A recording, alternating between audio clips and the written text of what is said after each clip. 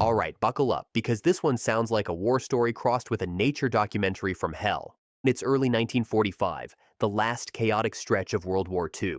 1,000 Japanese soldiers are trapped on a tropical island off the coast of Burma called Ramree. The British have them surrounded, the jungle's closing in, and their only escape route, straight through a massive mangrove swamp.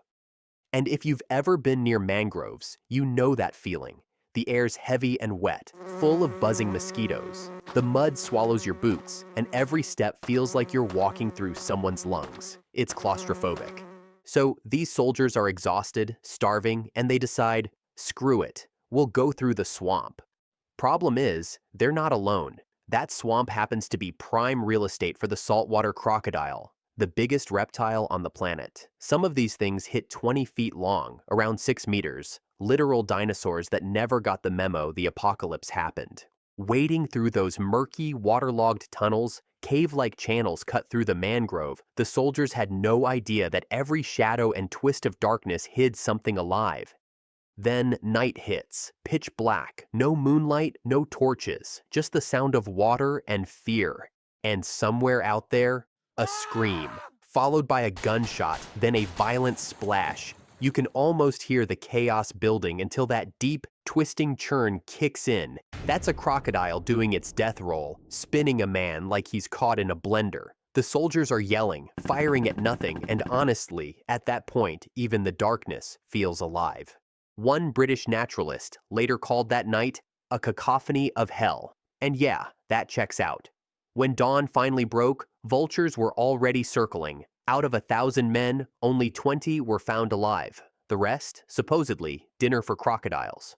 The story spread fast. It even made it into the Guinness Book of World Records as the worst animal attack on humans ever, which sounds impressive in the most horrifying way possible.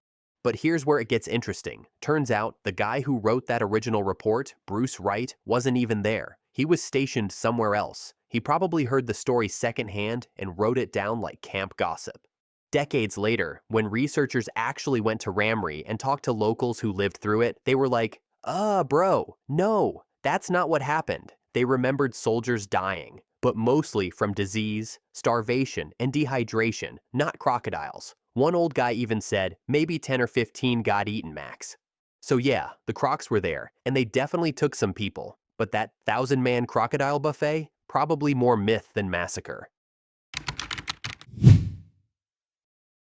This next story, honestly, feels like something out of a creature feature, but I can tell you one thing right now, it's 100% real.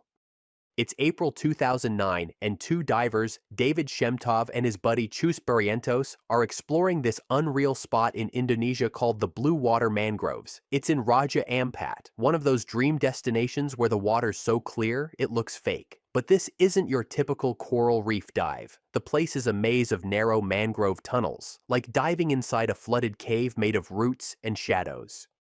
Sunlight filters through the surface in flickering ribbons, bouncing off red mangrove roots and coral clusters. Their local dive guide leads the way, pointing out tiny crabs, nudibranchs, and archerfish. Everything's chill, until it's not. David's focused on a tiny crab clinging to an anemone when Chus lets out a muffled yell through his regulator. David looks up, and, bro, less than 20 feet away, a massive saltwater crocodile is gliding straight toward them. Its tail moves slow and lazy, like it's taking a casual stroll through its living room. David freezes. For a second, it looks like the croc will just pass by, but then it turns and slams its jaws around David's right arm. The impact rips off his mask, knocks out his regulator, and cuts into his chin. Just the head of this beast was about 2.5 feet long, around 80 centimeters. And experts later estimated the whole animal was 13 feet, around 4 meters, and weighed more than 1,100 pounds, about 500 kilos. The croc starts its death roll, spinning him violently through the water. David's gear is flying, bubbles everywhere, total chaos. Up top, Chus breaks the surface screaming for help. The dive guide, panicking, hands him a tiny knife with a 2-inch blade. Bro, for real? That's like bringing a butter knife to a dinosaur fight. Still, Chus dives back down, tries to stab the croc, even pulls at the rubbery flesh under its jaw. Nothing. He moves behind it, feels that hard, scaly back, like a tree trunk, he later said, and jams his fingers into one of its eyes. David's world slows to a crawl. He says the shock flips into this eerie sense of clarity. No panic, just laser focus. The croc releases his right arm, bites into his left hand, and drags him about 32 feet down along the sloping bottom. He's still got air coming through his backup regulator, and at that point, he knows, yeah, it's just him and this monster now. He tries prying its jaws open with his injured arm. Nothing. Finally, he jams his fingers straight into its eye. He expected bone, but instead he feels something soft, like pushing into a bowl of jelly, probably the same eye Chus had hit earlier. The croc flinches, twists, and suddenly releases him. David shoots to the surface, bleeding, dazed, maskless, but alive. His dive crew hauls him into the boat, and everyone's just staring like, how is this guy even conscious? What followed was a 16-hour nightmare of first aid, boat rides, and multiple surgeries. Weeks later, he walks out of a hospital in Singapore, scarred, missing a tooth, but still grinning. The guide swore the attack lasted 10 or 20 minutes, but David's dive computer told the truth. 2 minutes and 16 seconds from the moment he was pulled under to when he broke the surface. And yeah, David lived to tell it. The crocodile? Still out there somewhere, probably missing an eye, and an attitude problem. January 5th, 2018.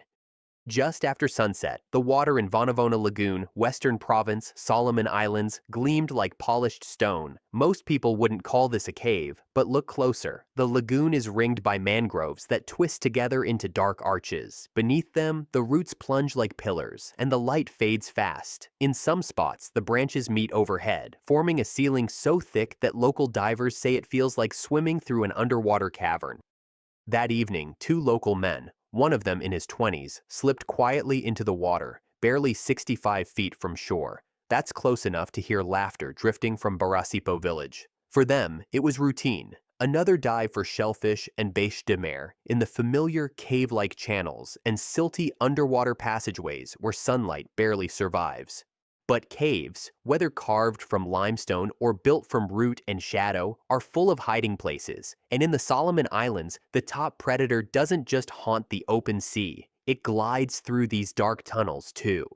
Salty crocs own this whole maze, no doubt about it. Their reflexes, around 20 times faster than a human's. Over a short distance, they can outrun a racehorse, and yeah, they can shoot straight out of the water, almost up to their back legs. They're insanely territorial too. If another croc drifts into their zone, they'll fight, kill, and eat it without hesitation. And if you happen to be in their space, bro, they don't need a reason. They just want to eat you.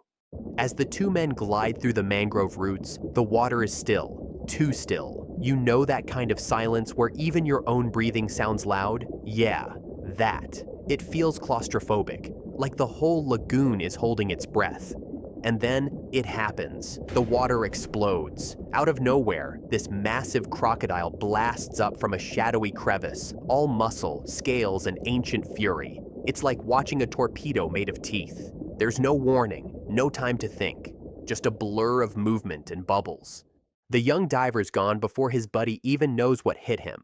The survivor bursts to the surface, screaming his name, but the water closes back over like nothing ever happened. The village heard the screams and came running. When they finally found the young man, he was barely 20 feet from where he'd gone under, his body marked by the unmistakable grip of a crocodile's jaws. Police came soon after, and word spread fast through Western Province. It wasn't the first attack here, and everyone knew it wouldn't be the last.